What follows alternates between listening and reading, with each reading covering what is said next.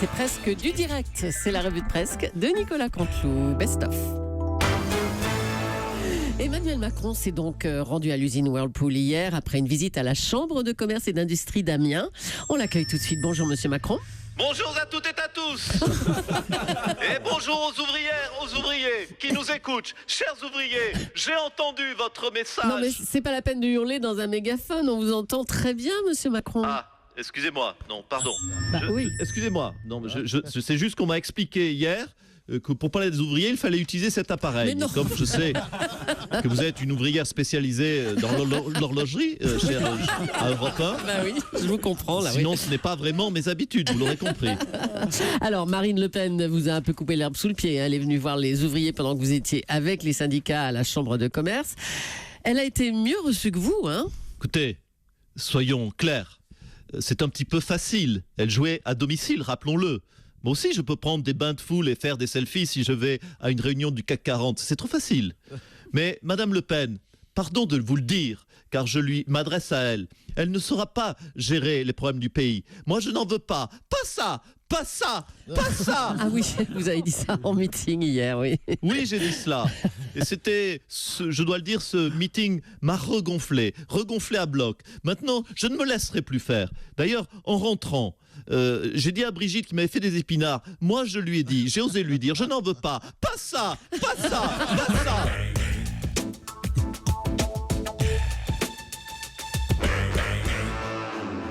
Le grand débat va donc démarrer dans 12 heures maintenant. François Hollande, bonjour. Oui, bonjour.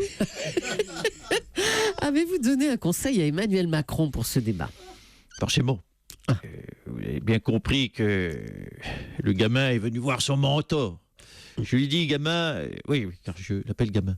Gamin, pendant le débat, pense à avoir un coup de bol. Un coup de bol. Oui, moi j'avais eu un coup de bol et ça m'avait beaucoup aidé d'ailleurs. Vous avez eu un coup de bol. Oui, souvenez-vous, ma tirade, moi président. C'était un énorme, c'était pas prévu, c'était pas programmé, non, pas préparé, non, pas du tout.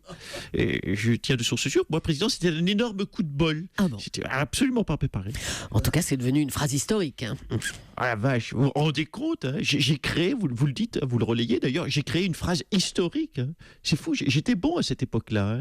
Du coup, je peux comprendre que les Français ont l'impression de s'être fait quelque part un petit peu avoir en votant pour moi aujourd'hui. Ah, vous pensez qu'Emmanuel Macron va la trouver, cette phrase, ce soir? Écoutez, j'ai envie de dire aux gamins, à la limite, Emmanuel, il vaut mieux que tu rates ta phrase et que tu réussisses tes 5 ans. Moi, j'ai choisi l'inverse et au final, je regrette. Et les Français, je crois, regrettent aussi peut-être un peu. Vous avez un dernier message pour Emmanuel Macron?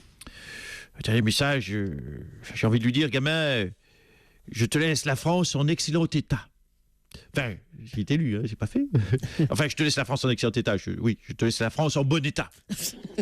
Enfin, disons, je te laisse la France.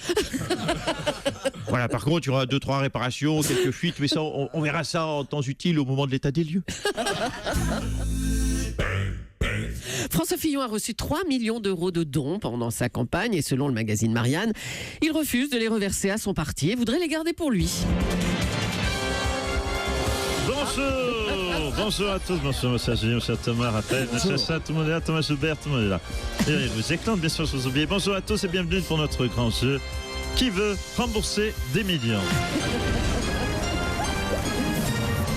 Aujourd'hui, nous jouons avec un sympathique candidat qui aime sa femme et les sous. C'est François. Bonjour François. J'aime ma femme, oui. Et j'aimerais dire bonjour aux sous parce que j'aime les sous. Alors François, ensemble, tous ensemble, nous allons jouer à qui veut rembourser des millions.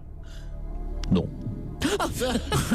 Comment ça, non? Si François, c'est le jeu, vous devez rembourser les millions, nous allons jouer à qui veut rembourser des millions. Écoutez, il y a erreur. Moi, j'étais venu jouer à qui veut garder des millions.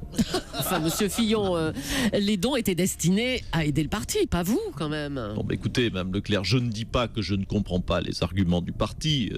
Je trouve même sa requête légitime. Simplement, je préfère, à titre personnel, garder le pognon. Voilà, c'est pas très compliqué à comprendre. Je veux pouvoir me rouler dedans en slip de bain. Je veux pouvoir frotter les billets contre mon torse. Je crois que chacun peut comprendre ce genre de comportement. Bah, tiens. Écoutez, les zinzins, on n'en fera rien. À vos jeudis.